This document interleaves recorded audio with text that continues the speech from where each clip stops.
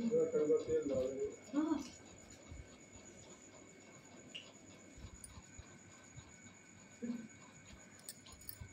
संस्कृताय दोस्तों, जैसा कि हमने पढ़ा था पहले साहित्य दर्पण। साहित्य दर्पण हमारा काव्यशास्त्र ग्रंथ है और हम बहुत सारी चीज़ें पढ़ चुके हैं।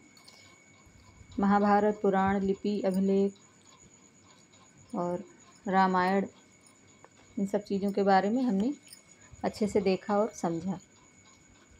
आज हम साहित्य दर्पण का दूसरा भाग देखेंगे, ठीक है। तो दोस्तों, साहित्य दर्पण में हम आज देखेंगे, साहित्य दर्पण हमारा लक्षण ग्रंथ है और इसके रचयिता जो हैं श्री विश्वनाथ कविराज जी हैं। और ये तो आप सबको मालूम है, फ़िलहाल फिर भी एक बार रिवीजन के तौर पे बता देते हैं, ठीक है। और इनका समय जो है, हाँ, समय इनका इम्पॉर्टेंट है, इसको अच्छे से देख लीजिएगा, याद रखना। इस समय और समय पूछा जाता है, पिता का नाम, परिचय, ये सब चीज़ें क्वेश्चन के तौर पे पूछी जाती हैं। तो आप लोग थोड़ा सा ध्यान दीजिए, ठीक है, अच्छे से देखिए और समझिए। तो दोस्तों, समय इनका है 13 से 14 ईस्वी शताब्दी माना जाता है, ठीक है ये। और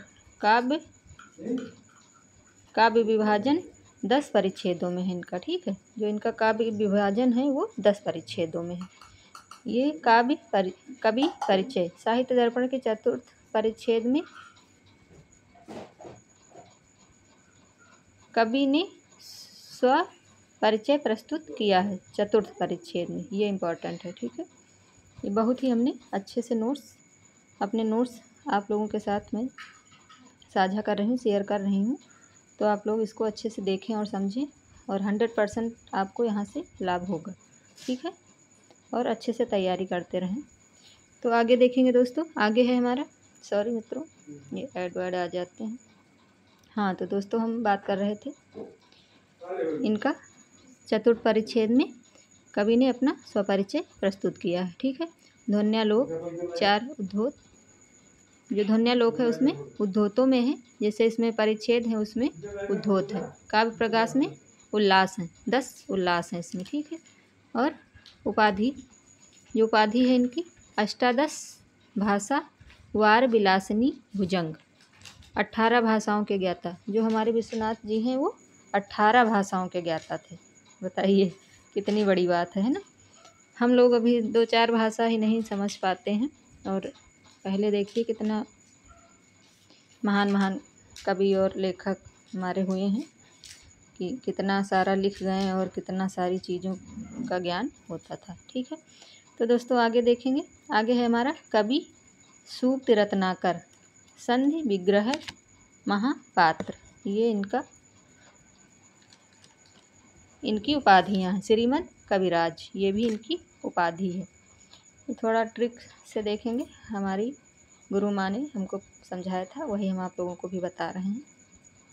श्री कवि ने 18 भाषाओं की संधि की सूक्ति लिखी।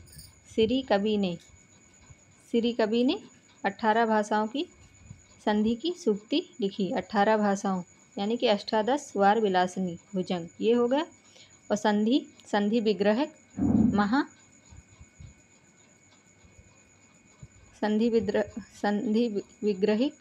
महापात्र। और सूक्ति से कवि सूक्त रत्नाकर, ये तीनों इनकी उपाधियाँ हो गई, ठीक है।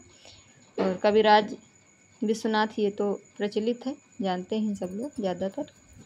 आगे देखेंगे दोस्तों, आगे है हमारा मित्रों पिता का नाम चंद्रशेखर था, निवासी ये उत्कल निवासी ब्राह्मण थे, ठीक है। और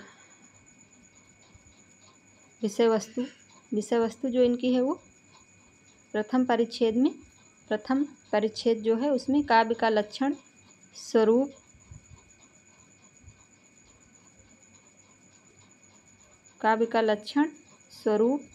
एक सेकंड, भेद, गुण, दोष आदि का वर्णन प्रथम परिच्छेद में इन्होंने बहुत ही अच्छे से किया है। ठीक है, दूसरे परिच्छेद में शब्द शक्तियाँ एवं काव्य एवं वाक्य लक्षण। ठीक है, दूसरे परिच्छेद में वाक्य लक्षण बताया है। ठीक है, आगे है मित्रों फिर तीसरे परिच्छेद में नायक नायिका सहनायक रस स्वरूप। ठीक है, ये बताया है। फिर चौथे परिच्छेद में काव्य भेद उत्तम काव्य और मध्यम काव्य।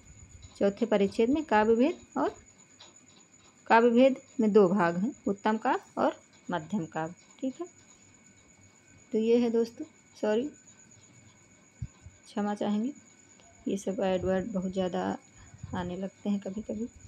ठीक है दोस्तों, तो आगे देखेंगे। और दोस्तों बहुत अच्छे से तैयारी करते रहिए, दिसंबर में हमारा एग्ज़ाम है, तो उसी हिसाब से हम बहुत अच्छे से देखते रहेंगे और पढ़ते रहेंगे। और प्लीज़ आप लोग कमेंट में हमें बताते रहिए कि आपको आगे क्या देखना है, क्या समझना है, तो उस हिसाब से हम आगे भी प्रयास करते रहेंगे आप। ठीक है, हम भी सीख रहे हैं और आप लोग भी सीखते रहिए। ठीक है, आगे है हमारा मित्रों, आगे है हमारा पंचम परिच्छेद में।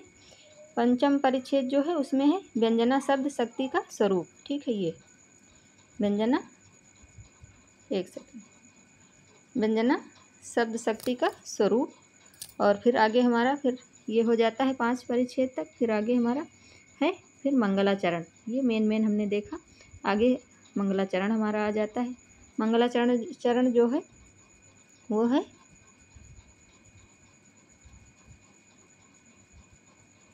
गिरा देवी का स्मरण करते हुए, यानी कि गिरा मतलब वाणी, वाणी मतलब सरस्वती माता का, और इसमें गिरा देवी के नाम से ही स्मरण किया गया है। ठीक है, सरस्वती माता को। ठीक है, सर इंदु सुंदर रुचि चेतस सा में गिरा देवी वाग देवी सरस्वती।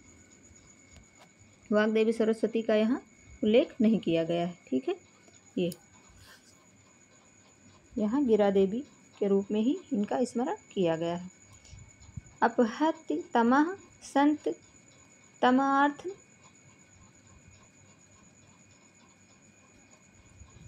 अखिलान प्रकाशयत। ठीक है, ये मंगलाचरण हमारा हो जाता है। ठीक है, तो मंगलाचरण हमारा ये हो गया।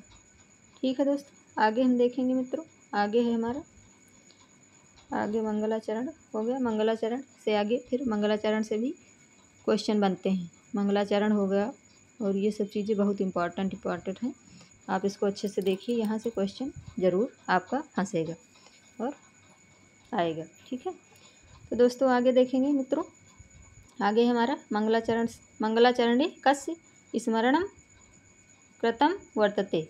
किसका मंगलाचरण में किसका स्मरण किया गया है, तो सीधे हम गिरा देवी। ठीक है, कई ऑप्शन दे देते हैं वहाँ पे, सरस्वती, गिरा देवी और वाग देवी, ऐसे करके 4 ऑप्शन रहते ही हैं। ऑप्शन में ही आता है हमारा पेपर, तो 4 ऑप्शन में रहता ही है, तो इस तरह दे देते हैं, तो आपको बताना रहेगा।